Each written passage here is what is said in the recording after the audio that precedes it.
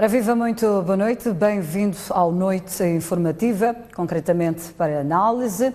Os juristas Teodoro Watt e Teodato Unguana submeteram semana finda uma ação judicial contra o analista político Julião Cumbane por alegadas ameaças à sua integridade física.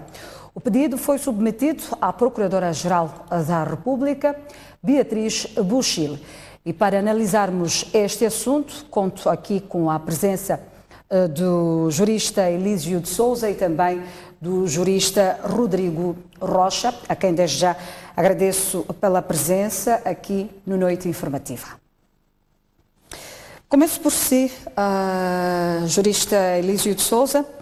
Que análise se pode fazer às duas cartas direcionadas à PGR, na quais estes dois juristas renomados queixam-se de ameaças, acima de tudo, da sua integridade física? Obrigado. Boa noite, Enia. Boa noite ao meu colega de painel, Dr. Rodrigo, e a todos os telespectadores da STV Notícias, e agradecer à STV Notícias pelo convite que me foi formulado. Bom, de facto, estamos aqui em sede de um caso quase que insólito, não é? Por vários motivos. Primeiro, porque tratam-se, portanto, de dois, como bem disse, renomados juristas. São pessoas pela qual têm autoridade não só moral como científica, né, nas áreas em que mais se evidenciam. E o fato deles terem, portanto, recorrido à figura da Procuradora-Geral da República para submeter as suas petições mostra, de facto, que há uma certa preocupação por parte deles em relação àquilo que foram as declarações feitas, né, pelo professor Cumbane, a quando dos seus pronunciamentos, não é?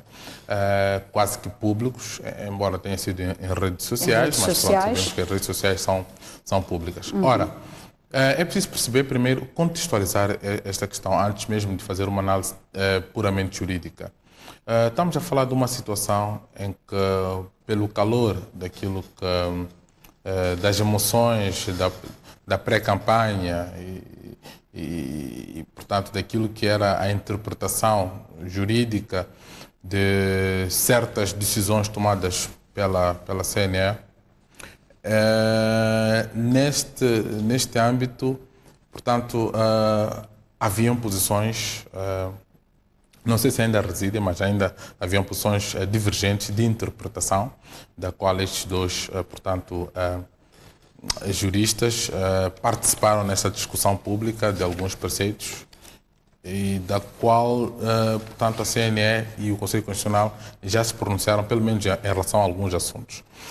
Ora, há aqui, portanto, aquilo que é a indiciação por parte desses dois juristas, deste comentador, de terem sido eventualmente ameaçados.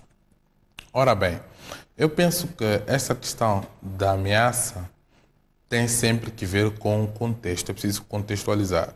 Mesmo se formos para a lei penal, apesar da lei penal determinar aquilo que é a tipificação e, portanto, as consequências jurídicas da prática do crime de ameaças, é preciso percebermos a definição concreta de ameaças.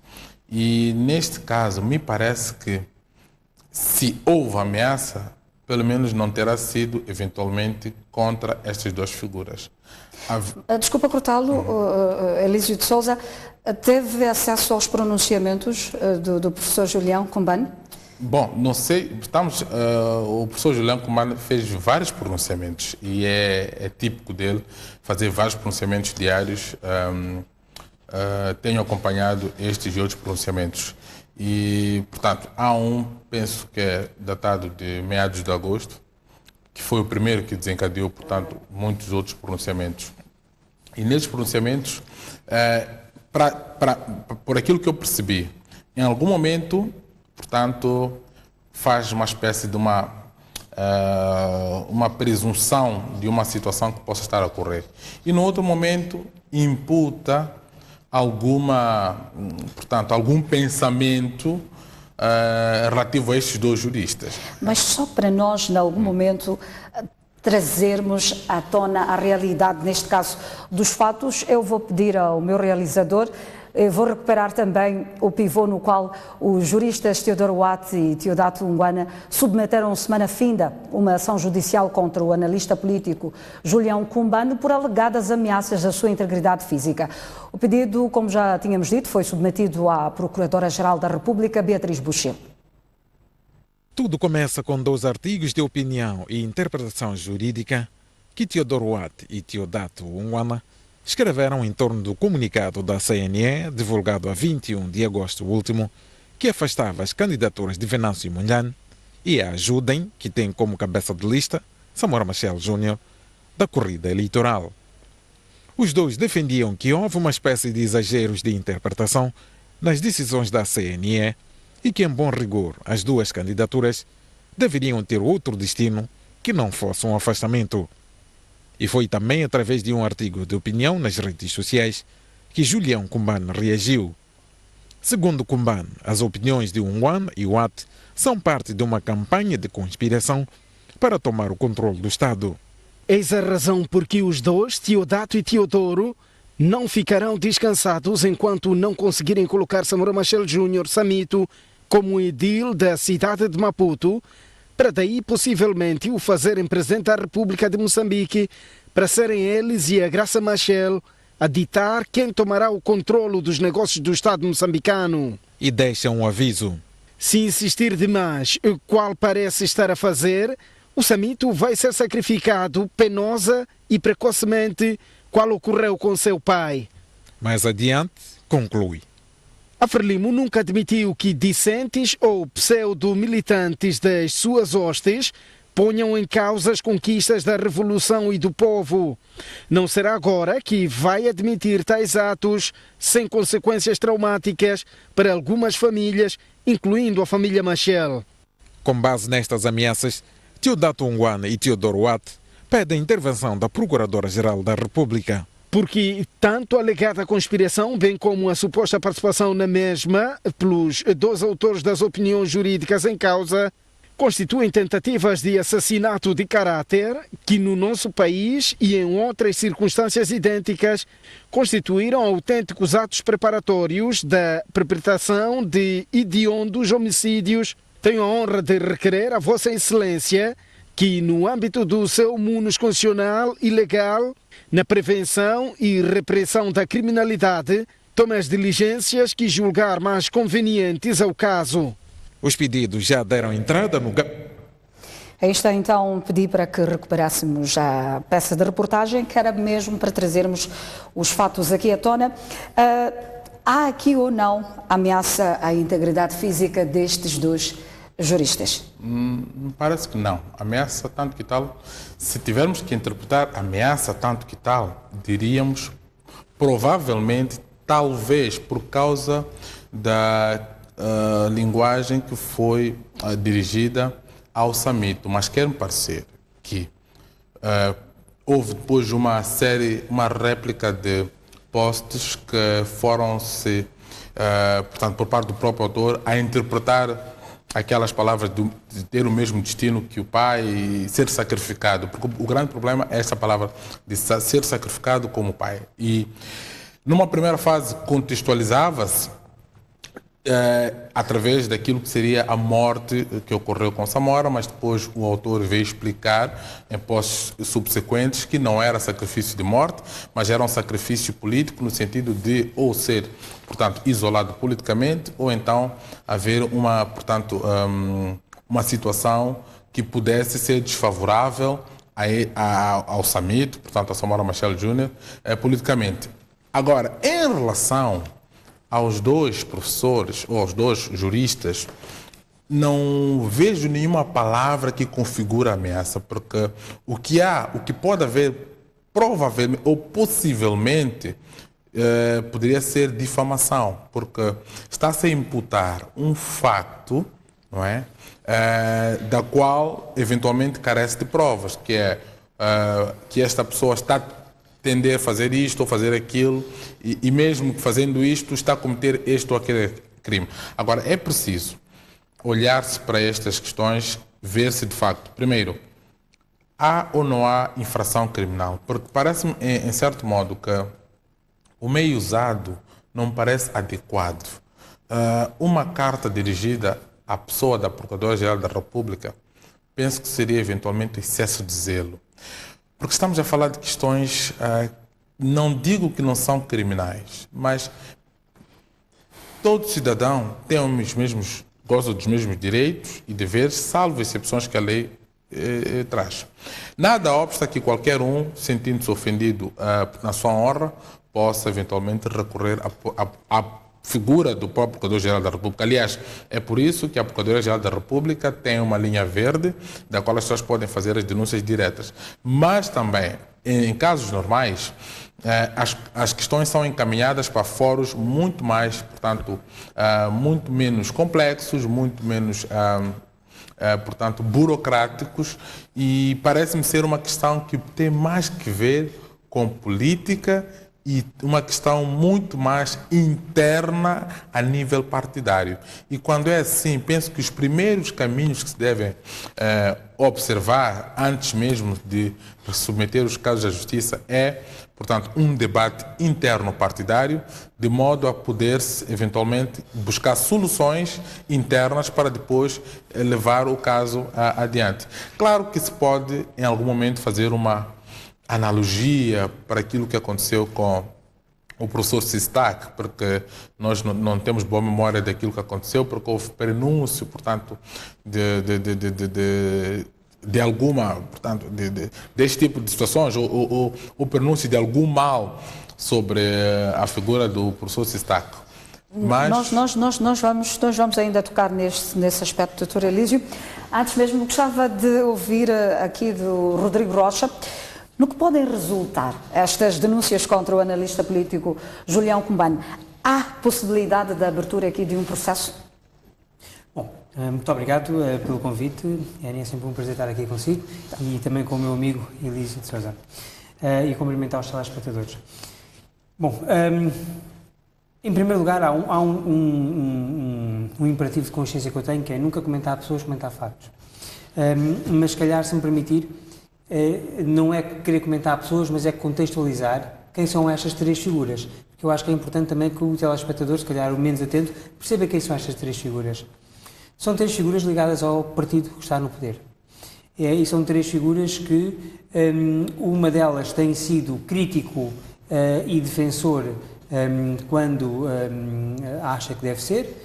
Uma outra figura que também tem tido alguma intervenção muito partidária, mas não tão crítico quanto a outra, e uma outra figura que tem sido sempre muito pró e defensor daquilo que são os ideais da Frelimo e do partido no poder, e que muitas vezes até quase que defende o partido de forma religiosa. Portanto, são três pessoas que têm um posicionamento interno do partido de alguma forma diferente, embora todos comungando de uma mesma convicção política, ideológica e política. Uma das pessoas é professora de Química e os outros dois são professores de Direito. Isto também tem muito a ver com esta questão. Isto para dizer o quê? Quem fez estas supostas ameaças, e vamos pôr assim em termos laicos, não em termos jurídicos, não é uma pessoa que domina o verbo tão bem como os juristas. Não é uma pessoa que tem tanta consciência, apesar de escrever muito e muitas vezes adjetivar e pôr muitos floreados nas palavras, mas não é uma pessoa que domina o sentido claro da palavra como uma pessoa talhada pelo um curso de Direito, pelo mestrado de Direito e, obviamente, pelos estudos mais profundos que chegam a um grau de professor, como é o caso dos dois juristas que aqui temos. Bom, pergunta-me se tem pernas para andar estes factos.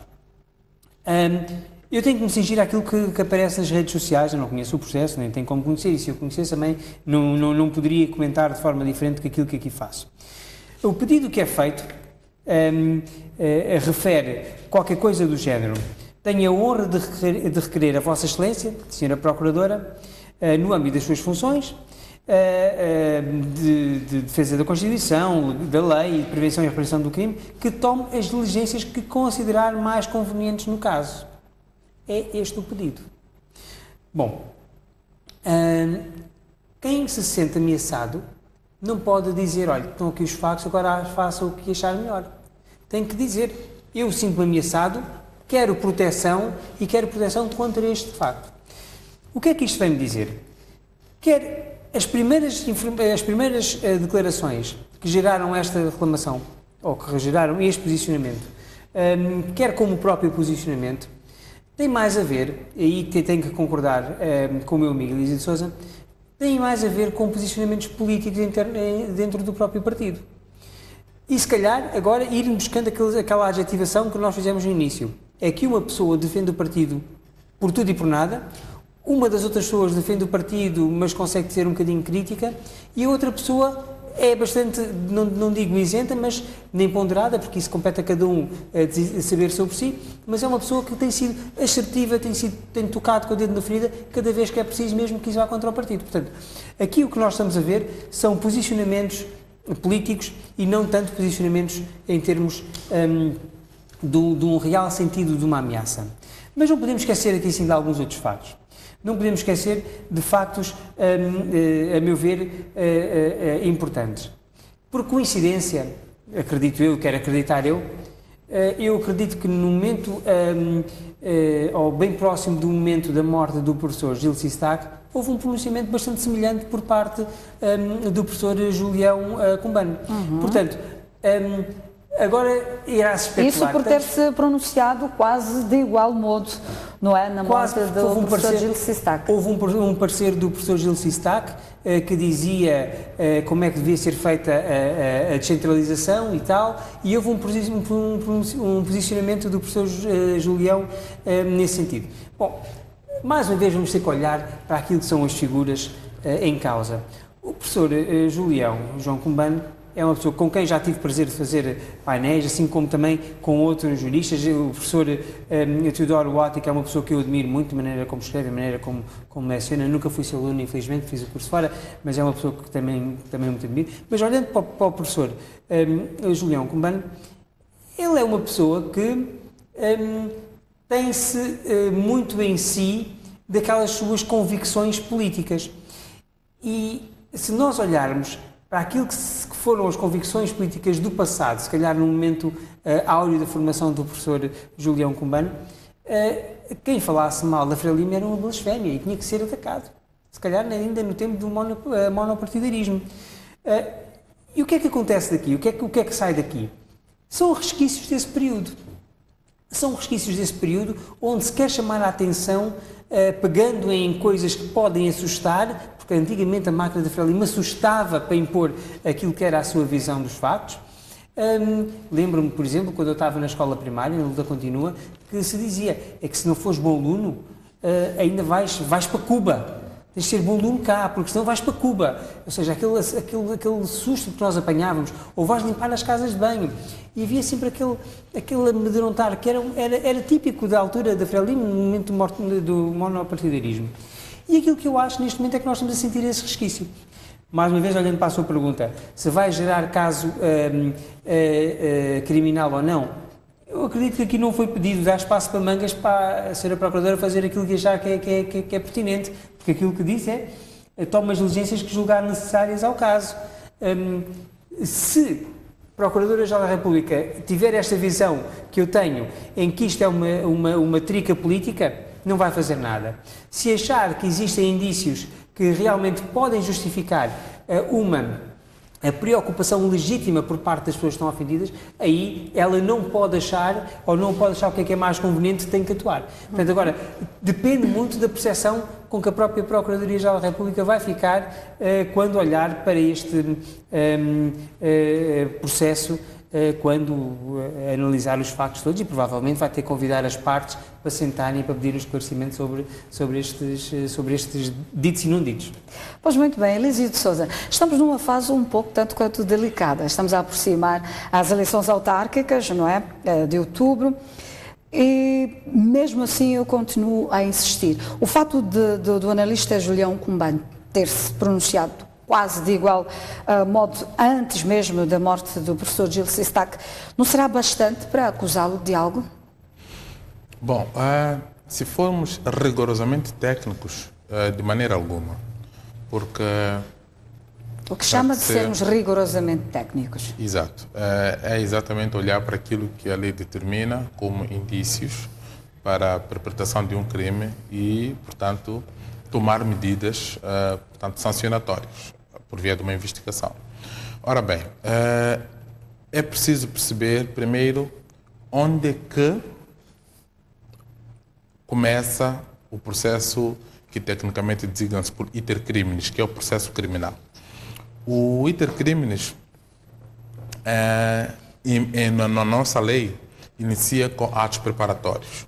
E os atos preparatórios só são punidos quando estão especialmente determinados na lei.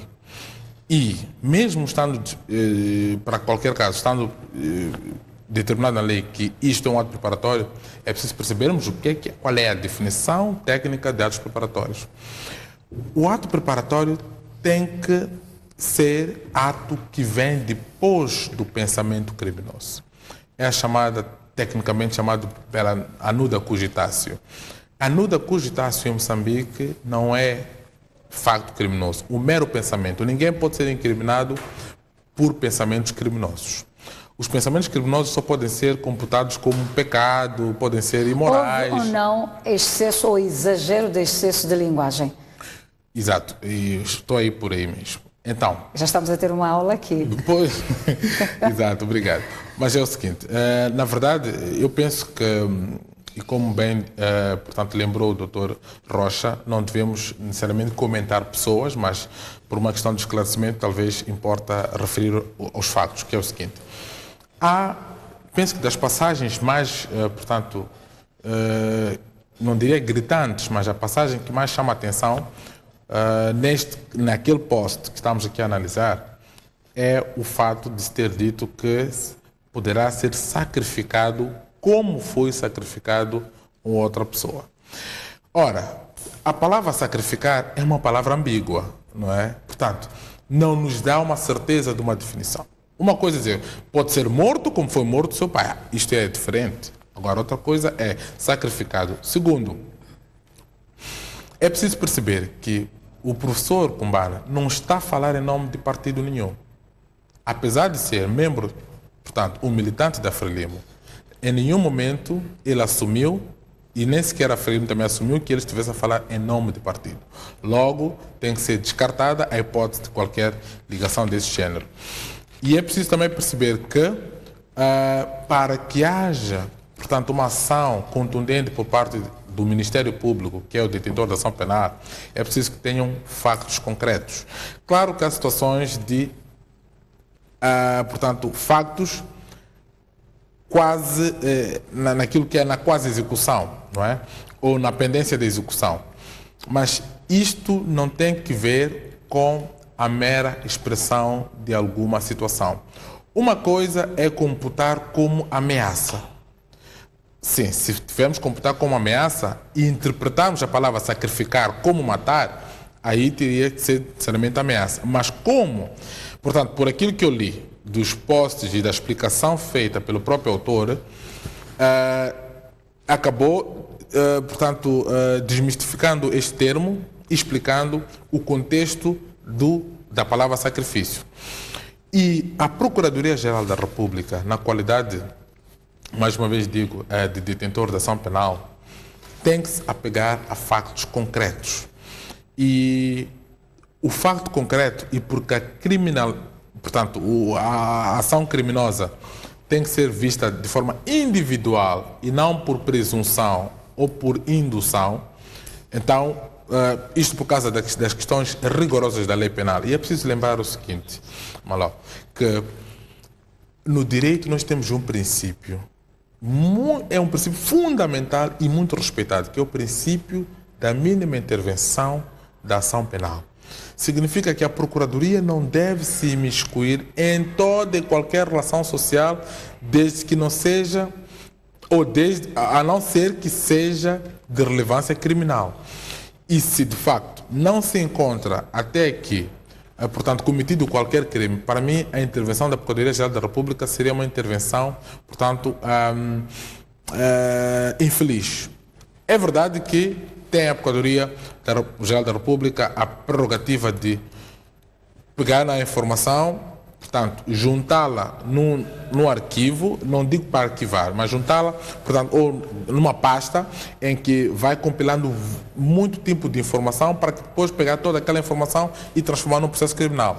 Isto é de facto atendido. Pois muito bem, já temos mesmo pouco tempo, mas antes de fecharmos aqui a nossa análise ou terminarmos com a nossa análise, eu gostava de ouvir do Rodrigo Rocha o que sugere este silêncio da Frelimo em relação a este assunto, considerando que alguns membros já se distanciaram dos pronunciamentos do professor Julião Cumbano. Eu creio que a Frelimo, à altura de pré-campanha, vai se distanciar de qualquer um dos lados. Vai dizer, vocês são professores que se entendam, não é? Vai tentar empurrar com a barriga o mais que puder toda esta polémica. Por um lado, há que notar que, se olharmos em termos de estratégia eleitoral, há muitos seguidores nas redes sociais do professor João Cumbano, mas há pessoas também que acreditam muito, e uma camada intelectual que acredita muito no posicionamento dos outros dois juristas. E isto tem um capital que a Frelimo vai ter que apoiar, vai ter que manter. E por isso vai ter que se distanciar, vai querer ganhar o melhor dos dois mundos, ao fim e ao cabo, não é? Não é dizer que é impossível ficar com o melhor dos dois mundos, vai tentar ao máximo ganhar o melhor dos dois mundos. Porque não se pode distanciar nem de um nem do outro, vai perder bases de apoio, bases de seguimento. Mas a ter que fazer uma opção, e agora espero que esta palavra não vá seguir o mesmo significado que muita gente queira, a Frelimo iria sacrificar, digamos assim, apenas em termos de brincadeira, obviamente, a pessoa que aparece como agressor, não é? Como que cria a ofensa.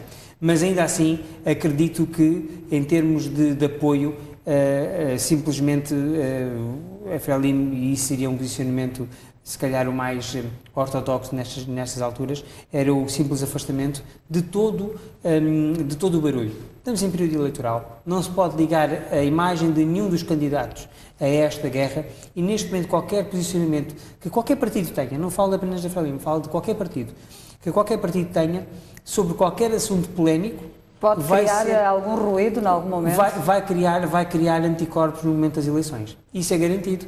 Portanto, em momento de eleições, os partidos têm que ficar muito calminhos, ser assertivos naquele ponto onde querem tocar, ir à ferida que querem tocar e deixarem-se de adjetivos, deixarem-se de rodeios e principalmente aquelas coisinhas que ficam aqui a parar muito mal então, contadas. Então este silêncio é correto? Este silêncio é estratégico, não é correto, é estratégico. Em termos de partido, tem que seguir uma estratégia e esta é a melhor estratégia, ficar caladinho e tentar passar pelos pingos da chuva.